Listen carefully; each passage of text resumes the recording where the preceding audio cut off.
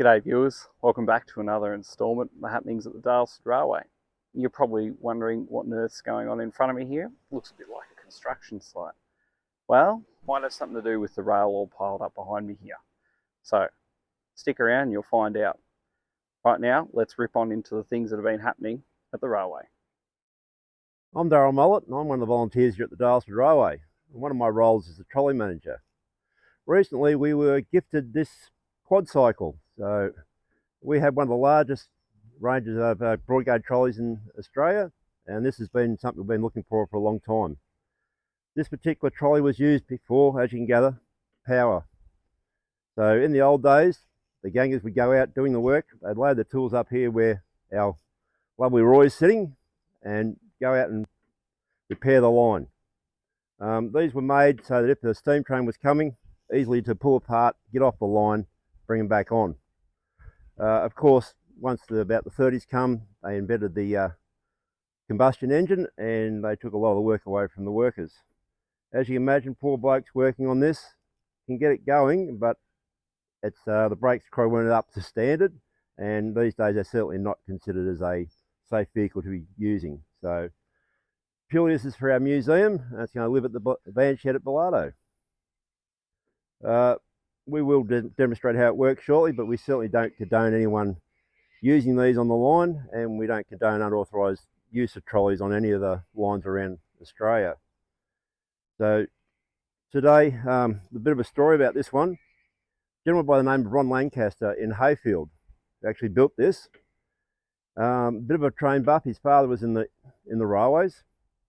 He has a friend who goes around to all the clearing sales. And one day his friend turned up to his house with a heap of components for these trolleys on the back of his ute. He says, "You're in the railways, aren't you?" He said, "Yeah, would you like these parts?" He said, "Yes." Ron Lancaster got there and he's built two four-person trolleys, and he's also created a couple of little 2-foot gauge ones.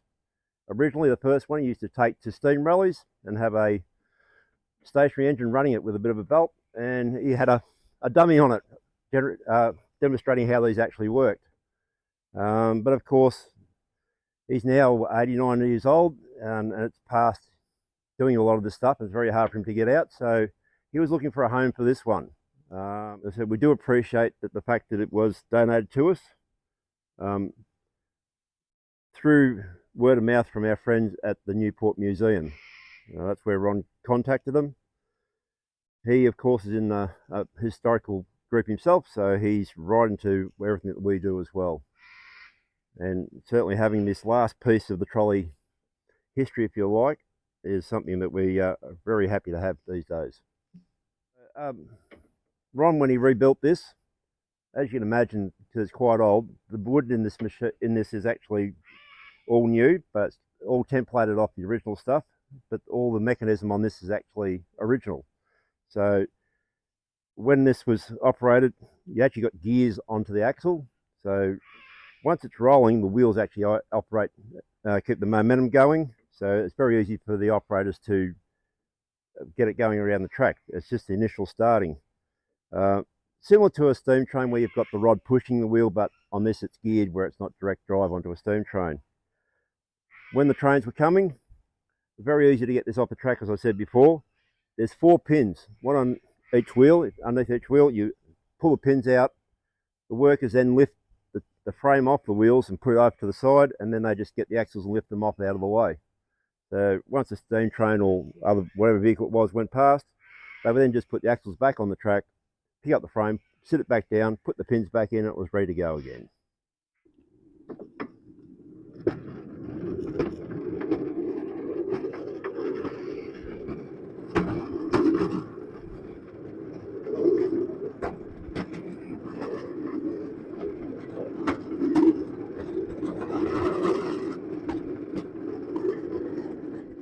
Hi, it's Richard here again for the Daylesford Railway. We've been out busy today on the midweek work crew, replacing speed boards, curve boards for the railway. Curve boards came as a result of the great storm in June 2021, where, as many people might know, a big storm came through this area and the Dandenongs, brought down about 1,100 tonnes of timber, which we had cleared. The clearing up of the timber was done by Bushfire Recovery Victoria, and they took about 3 months to do it, so it was a very large job to clear that timber. Closed the railway, as you might know, from Musk to Bellato for about 18 months. The timber was taken away, we had it cleared, it was milled in Romsey locally, and the milled timber came back to us. And the milled timber we've used for boards, curved boards here, we've used it for whistle boards, and we've got a stack yet to be used for a number of other projects that we intend to do. All right, so behind me here, the Daylesford Railway has constructed their own hard stand for the purposes of cutting 80-pound rail that we have got stored out here on the Daylesford Strait. The hard stand also includes a 3-foot gauge, wouldn't call it a railway, let's call it a tramway, that's only about 25 metres long, to use the trolleys behind me here to traverse rail from one side of the hard stand to the other. This has worked out to be probably the safest and the most efficient way for us to cut the rail. So why are we doing this? Well, here's some 80-pound and here's some 60-pound rail. Between Musk and Bellato in selected areas of the line, we'll be replacing our 60 with 80. I've gone out into the line to break it down with you, the sections that we will be replacing with 80-pound. Take a look. So here I am at Musk. The station is just in front of me over there. This is where it all begins. Currently we've got 75-pound rail coming through the platform at Musk, transitioning back to 60-pound down here on my left.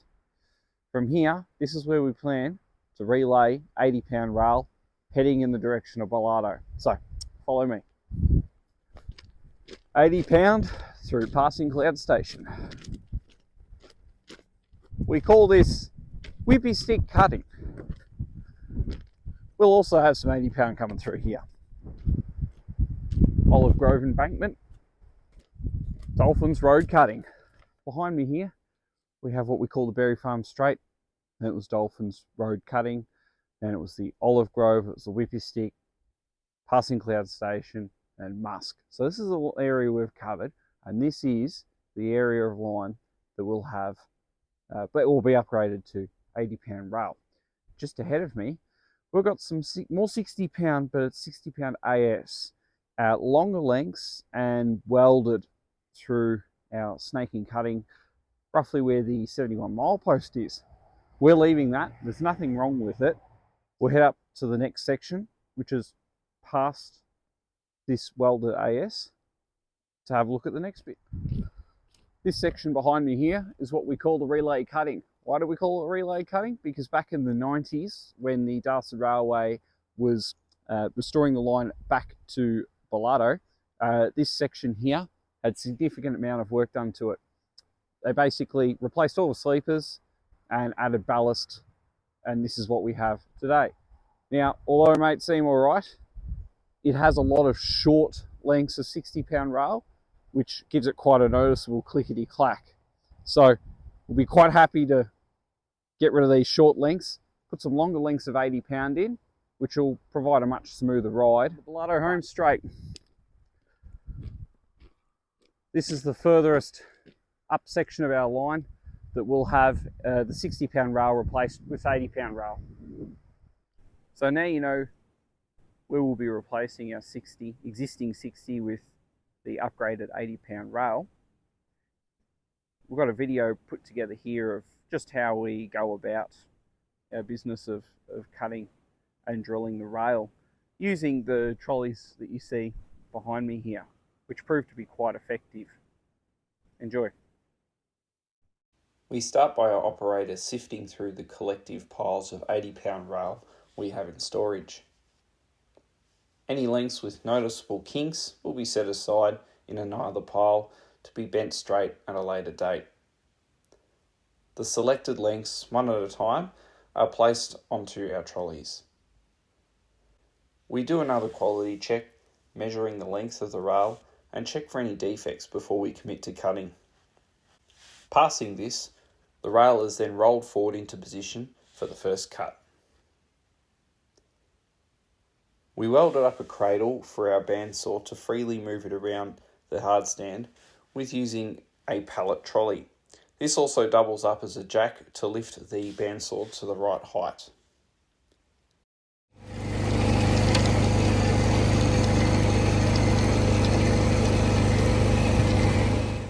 We try and get the most out of our rail and aim for minimal wastage.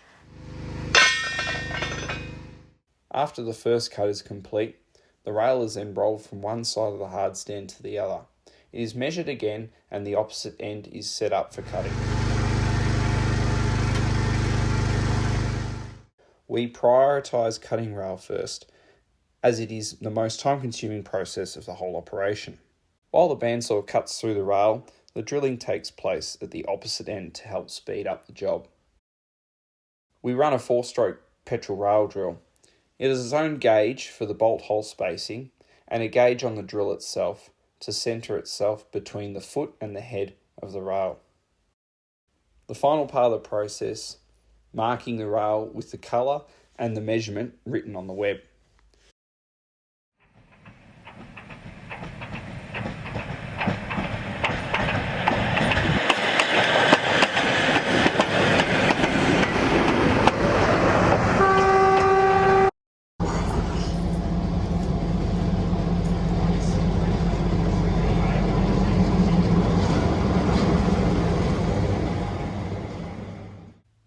Daylesford Town hosted the annual Chill Out Festival, and the railway played a part by taking passengers to and from Bellardo Hall to see Tina perform. The final push to complete Workman's Sleeper 403 is almost done, with all the small finicky jobs remaining, which just seem to be never ending.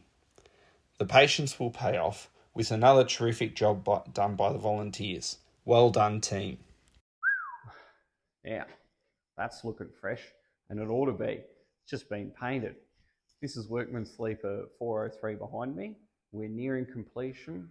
We've probably got a couple of weeks worth of work left. We've come up with a list, and we'll check it twice, and hopefully, we can get it out and get the next one in. The stenciling work done by James has come up an absolute treat. A lot of attention to detail, and it does really look nice with the textured finish on the lettering. James did a video on the Daylesford Railway. We did a video starring James called Bug Hut. So if you would like a more in-depth video of how James goes about the stenciling and the techniques and what's required and how he tackles the job, I definitely recommend that you watch that video. Moving on, once we get 403 out, we've got one more Workman's Sleeper left, and that is Workman's Sleeper 409. Now 409, how do I put this? There's a saying that goes, leave the best till last. And I'm trying to think of something good about 409, but its condition would have to be the worst of the 4 Workman's Sleepers. We will be replacing the roof, but I'll let you be the judge.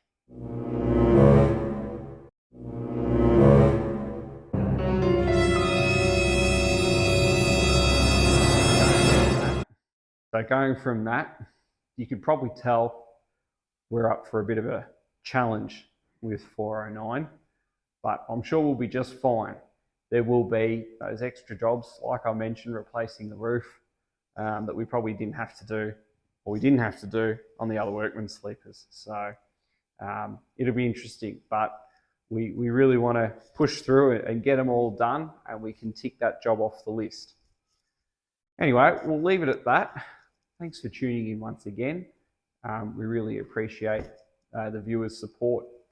We can go one step further. If you haven't already, please like and subscribe to our Daylesford Railway YouTube channel, and go another step again and drop on in on a Sunday when the market's happening, or over the school holidays when we're running a trains over additional running periods. And yeah, come for a train ride, pop your head into the restoration shed, see what we're all about. We'd love to see you. Anyway, until next time, catch you on the next one.